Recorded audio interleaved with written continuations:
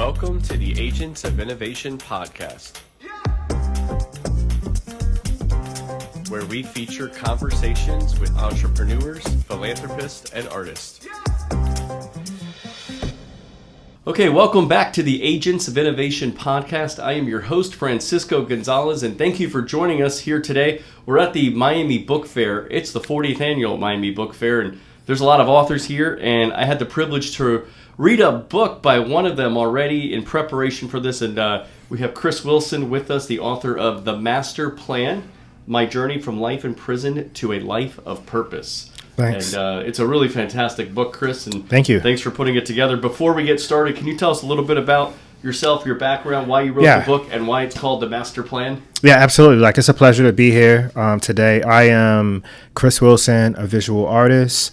I now live here in Miami. I also live in New York and Baltimore.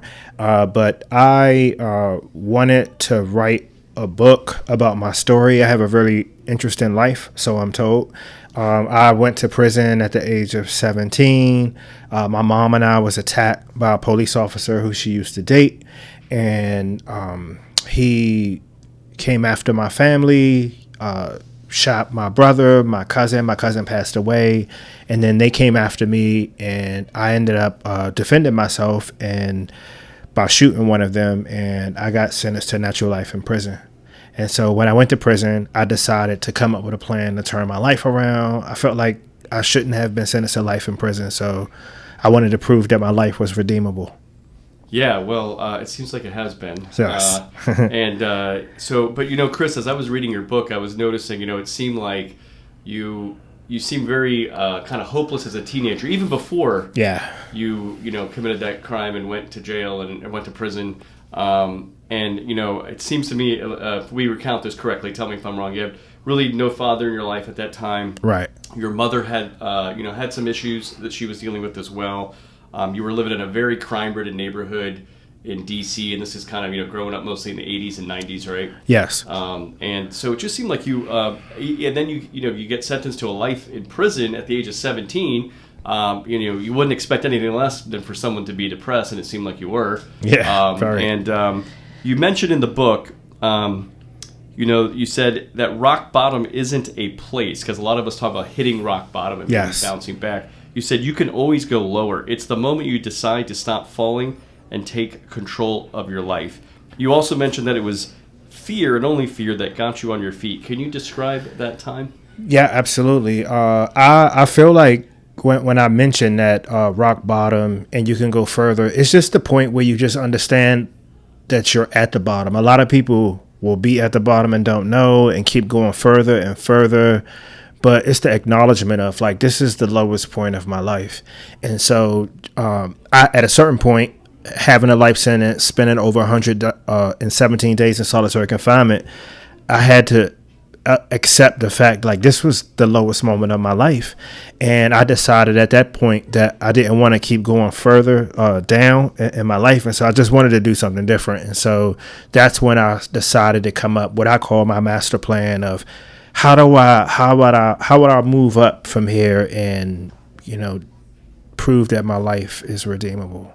Yeah, and it seems like when you finally did write that master plan, I don't know, you must have had 30, 40, 50 things on it. Yes. And some seemed a little fantastical. A little silly, yeah. Well, one, you were young. What were you, 19? 19, yeah, I was 19, yes. So it's about 2 years into your sentence? Yes. And some of them were like, I want to go to Spain, things like that. Yeah. I want to be on the beach. I want to come to Miami. Yes, right? yes, that's true, yeah. So that's now, so you're here. You split time between Miami, New York, and Baltimore as a visual artist? Yes. Yeah, that's my primary profession. I have a foundation now where I invest in prison education. I support other Chris's or Christines impacted by the criminal justice system, helping people get into college, helping people develop trades.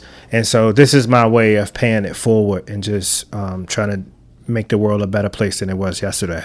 Well, I mentioned to you before, I actually teach some classes in a couple prisons here, which was cool to read that 22 years ago, you were taking classes and got a college degree in prison, which is really what we hope to see for a lot of people as well. How was the education in the prison helpful to you? Yeah, I think some people had different opinions about this, but my personal opinion about education in prison is that even a little bit of education reduces the recidivism rate. As taxpaying citizens, we all pay for people to be incarcerated. And if a person has been dealt a bad hand in life or could benefit from some education, I think it's in the public's interest for us to invest our dollars into the education of people incarcerated. That way they come home, they stay home, and then the money that we save from people not recidivating, we can put that in our schools. Yeah, well, I totally agree, and I mean, I have witnessed that it seems to be really impactful on people, on their life, and a friend told me many years ago who was involved in some prison reform issues. He said a lot of us don't understand on the outside that all of us make hundreds of decisions every day. Yeah. But when you're in prison, most of the decisions are being made for you, and when people get out, there's they now have to relearn how to make all those new decisions. Yeah. And if any of them are wrong, they're going to Go back in prison, right? But one of the things I've noticed is in the classes, people are making their own decision. They make a decision to join the class. Yeah. They make a decision to read. They make a decision to study. And so I think it's really, nice to see that they're actually getting something out of it and their mind is developing. So great to see that was helpful for you. One of the things I want to ask you, though, because you had such a hopeless situation before you developed this master plan. Yeah. If others today, whether they're inside prison or outside prison, who find themselves in what seems to be like a hopeless situation, what would be your advice to them? What could be their start today? Where would they get started? I think the first thing that a person can do that finds himself in perhaps a hopeless situation is just to realize that any situation or decision that they may have made or been involved in should not define the rest of their lives. So if you made a mistake, let's say you have to go do some time in prison, you stole a car or something like that, and you got to do some time, that should not have to define you. Let's say you lost your job or you're battling addiction. There are paths to turn your life around and live a good life. And so I think that's the one thing I would say that a person in that situation should really understand. So when you were 17, if someone would have said that to you, would you have taken it like yeah, cool, bro, But, yeah. I mean, but what was it that really got the spark in you, like the time that it happened? I think it's a good question, right? So I think it's the source credibility, right? So it's who's telling me this. So when I was young and in a bad situation, facing a life sentence, and there were some people who telling me that you could turn this all around, you can go to school, you can do all these things, and you can be a successful person. I never met anyone who looked like me, who came from where I came from, who was actually able to do it. Till eventually I read about my friend Steven, who was in prison. He had a life sentence, and he was working really hard to turn his life around through education and teaching himself computer programming.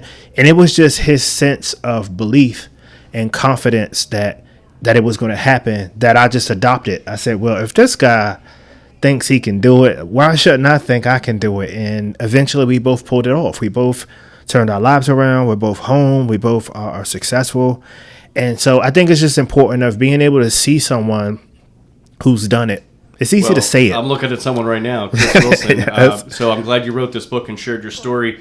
What was the kind of prison that you went to, and how did it compare to other prisons? It was a maximum security prison. About 1,000 prisoners there. There were female prisoners there too, as strange as that may sound. About 200.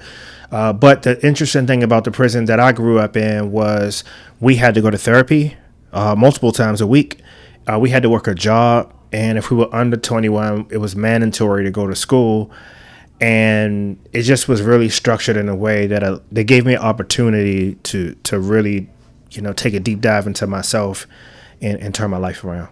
So it seems like it had a little more special rehabilitation for you. Yeah, I think it's fair to call it special, but it was a prison, and it wasn't a good place, but it had opportunities, paths for us to explore to turn our lives around. Yeah, no, that's great. So we're here at the 40th annual Miami Book Fair. Yes. And there's obviously a lot of authors here, more than 400, including you. Yeah. And even more readers. Yes. So it seems like you discovered a passion for reading in prison, including starting a book club and calling yourself the Book Crushers. Yes. What did reading do for you, and why should people listening consider allowing reading to be a formative part of their life? So first, I've been an avid reader since probably the age of 10. So I usually read one book a week. And when I got into prison, since 10, wow. Yes, yeah. So almost everything I've read. Maybe it's a lot of books out there, but so I've been reading a book a week. And when I got into prison, and when I decided to turn my life around, and just being in a place where you see the same thing every day, you're confined to a very, very small space. The power of reading allowed me to figuratively escape. So I would read about, Cleopatra and the building of the Alexander library, and just, Plato's allegory of the cave. Like all of these stories and things that I was able to read allowed me to metaphorically leave my jail cell. So it was beautiful for me, and I still read. That you didn't just read history or fiction; you were reading things on finance and real estate, self-help books, Dad, Poor Dad, yes, right? yes, all these sorts of things. So that's really great that you had a wide variety of reading, and were able to expand your mind and maybe put together that business plan. Yes, absolutely. I felt it was important to read as much as I can about different topics about the world, because I knew that I was in prison, and I would have to be there for a while, but I didn't want people to seem or recognize that I was someone who'd been locked up. So I try to read as much as possible. I watched Jeopardy every day. I read the newspaper. I wanted to stay up to the times of the world. That's fantastic. Well, in your what other things other than reading, I guess you could say that did you accomplish while you were in prison? I mean, we talked about the college education. Yeah. I studied a lot of foreign languages. Wow. So I can speak a few languages, Spanish, Italian. I studied Mandarin. I'm actually studying French right now. Wow. I read about art history, philosophy.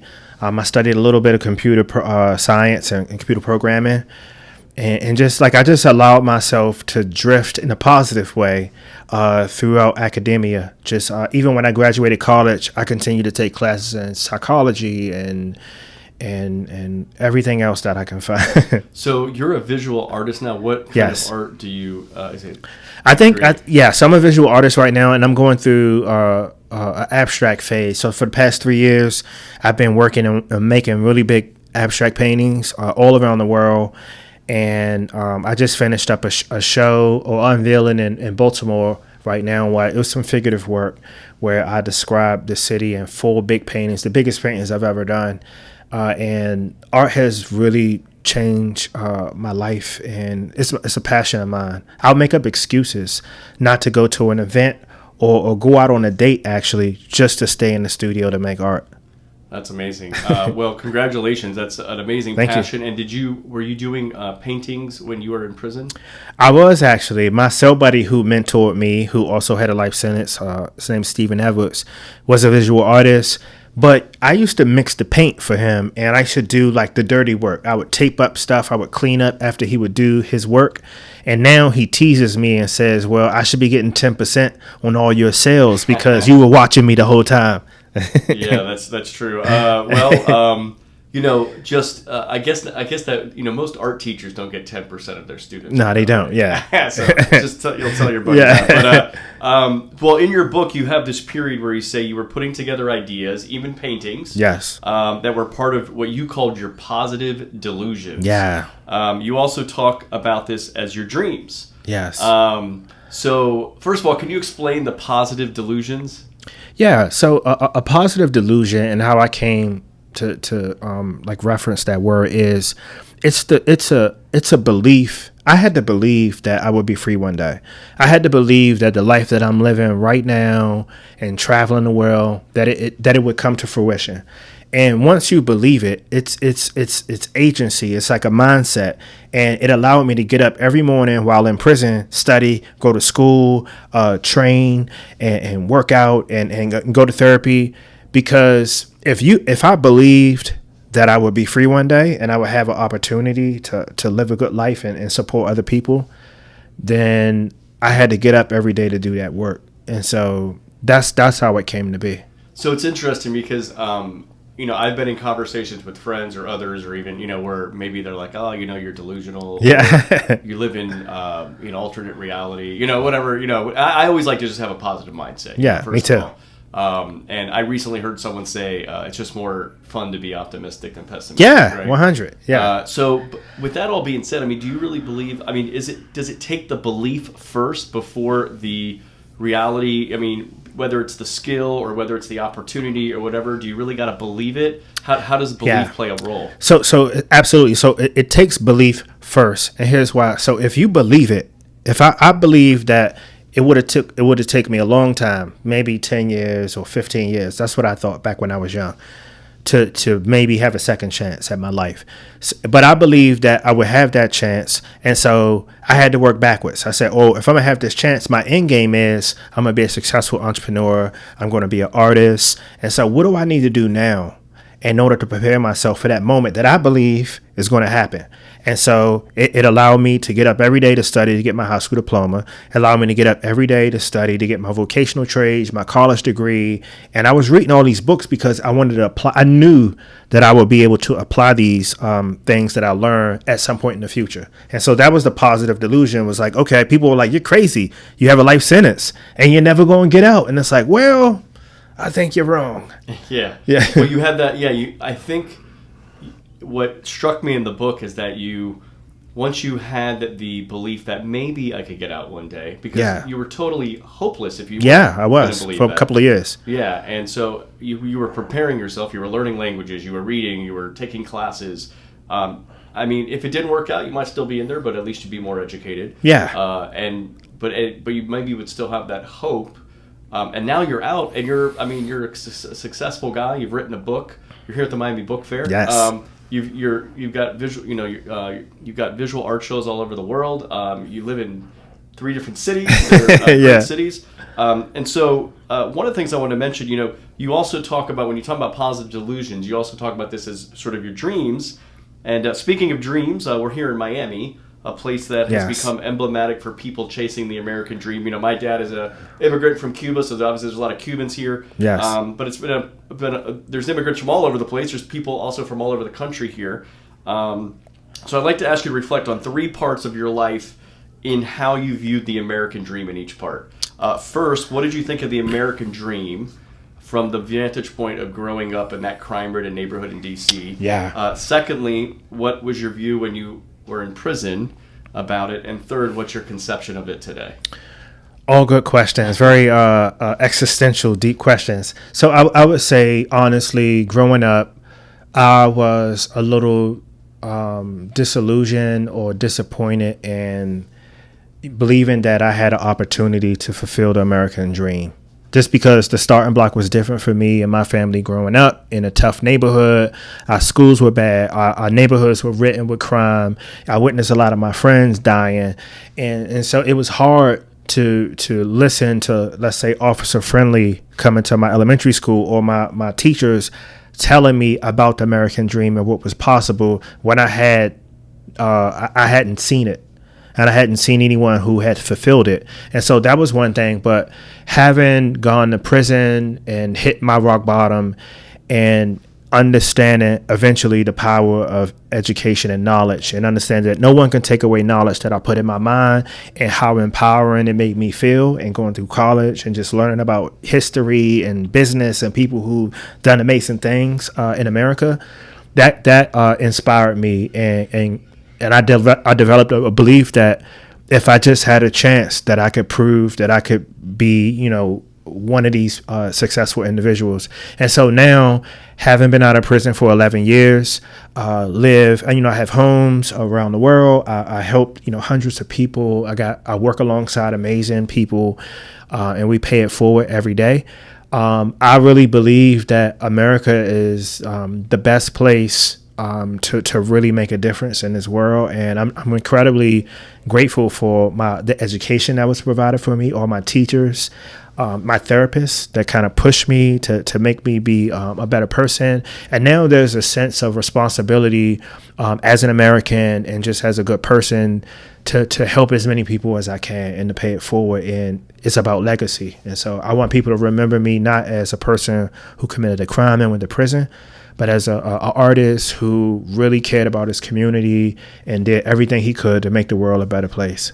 Yeah, well, that's great. And Chris, how many years did you actually serve?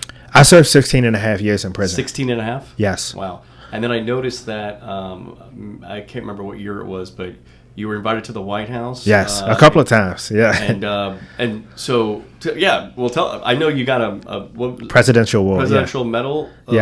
Presidential Volunteer Service Award. And that was when Obama was there. And yes. Well, tell me about multiple visits to the White House. What were you there for? I mean, for president of the White House. Yeah. So just I mean, it was definitely surreal. Just my work was recognized through my companies and helping people who've been dealt a bad hand gain employment. And I had an opportunity maybe 3 or 4 times just going to the White House. And I got to tell you, it was really crazy to be in the White House and just popping a bottle of wine in a tailored suit with like all my friends, or just like walking in different offices in the White House. It's just like, what y'all working on? It's like, this is cybersecurity. We doing this. It's like, it just was really crazy. And definitely humbling to know that a person who had a life sentence that felt invisible, that could be recognized by the president of the United States for doing good work in the world. And so, and also just a few miles away is where you grew up. Yes, right? Absolutely. Yeah. That is. So that's amazing. So a couple last questions here. What's the difference between a dream and putting that dream into action and achieving it? What's that process like? Good question. My business professors will call this applied dreaming. Everyone should dream. It's important to dream and believe it, but you have to apply yourself in order to achieve your dreams. Like everyone can dream, or I want to do this, or I want to travel here or to this place, or I want $1 billion or something. But you have to be willing to apply yourself and put in the work. So you dream, you think about the place that you want to be, what that looks like, and then you work backwards. You think about, what can I do today in order to fulfill my dreams? It might take a while, but like maybe you need to go to school. Maybe you need to to go on a diet or something like that. Whatever your dreams are, you got to prepare yourself and be willing to work to do it. Yeah, so for sure. Interesting. I'd like to also hear, because this was an interesting some commentary in the book. But what role has luck played in your journey? I like this question. So I mean, luck always plays a role, in my opinion, in things. So there's hard work, there's faith in God. And then there's always a little bit of luck. It's timing. You could be in an elevator with someone for a minute or two, and they might turn and say, oh, I heard about you, or maybe I read your book, and like, what is it that I can do to help you? And I got 2 minutes to talk to this person. I'm like, that's luck, that you happen to end up in an elevator with someone who can maybe change your life. And there's situations like that all throughout life. But I believe that the wise people, they prepare themselves to be lucky. Like you position yourselves to be more lucky. And so, luck will happen when you're prepared, right? Yes. Those opportunities come. Yeah, absolutely. Because you can miss it. Yeah. Well, so you've talked a lot about in the book. You mentioned just now your end game. What's your end game? So, there's a long road ahead. But you said something in the book about, what do you want people to remember about you when you're gone? Yeah. And I want to ask you that question. You're here now. You've actually, you and I think, are the same exact age, 45. Yeah. Yes. And so what do you want people to say about you when you're gone? I just would like people to remember, when I'm not here anymore, I want them to remember that my heart was in the right place. My mom raised me a certain kind of way to help people, that the world wasn't just about myself and my own self-interest. That if I thought about community and I thought about the way the world could look going forward in the future, and work towards just building a better place, that the blessings will come back tenfold. And so a lot of people that I've helped, mentored, and gave words of encouragement, I believe that these are our future leaders, and these are people who will go on and do the work that my mom wanted me to do. And I think when I'm gone, people will say, like, he was a good dude. And I won't be defined by the crime that I committed when I was a child. but people will say like he put his heart in the right place and he paid it forward, and that's it. That's all I can hope for. You're a great example of, well, I think something you said before, not to be defined by your past. Yes. And to always be kind of looking for the future, being educated. Also, I thought was really cool in the book, you talked about how you, at a very young age, became a mentor to other inmates. Yeah. And I think mentorship, right? I was 23, and it's like, what am I say to a guy that's 55 and been in prison for 30 years? And people were saying, you got a lot to say to a person like that. Yeah, which it took me a while to understand. I think it was, impactful on me to read that whatever place we're in the world, whether it's prison or somewhere else, there are people around us where we can be good examples to. You mentioned that earlier, right? Yes. But also that we can impart wisdom, knowledge, experience on. And there are other people that are doing that for us as well. So it's a great way to continue to help each other and build community. Well, Chris Wilson, you have written a fantastic book here. Thank you so much. The Master Plan. Yes. And we're here at the Miami Book Fair again. But pick up this book. Where can they find it? The book is sold everywhere books are sold. So Amazon, Barnes & Noble, you name it, The Master Plan. I also did the audio book, too. It's on Audible in my voice. Great. Which is great, too. Yeah. Well, so Chris, how can people also connect with you if they want to find you?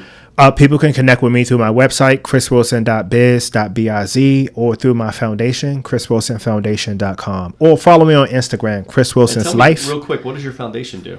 My foundation, sorry about that. My foundation invests in prison education, financial literacy, and art-related programs that impact the carceral system. Well, that's fantastic. Well, Chris, you're really emblematic of, obviously, people who are entrepreneurial, philanthropic, and thanks for sharing your story with us through the book and here on the Agents of Innovation podcast. Yes. And thanks for being an agent of innovation, because it seems like you're one wherever you go. So thank you so much. Thanks for having me. It's a pleasure.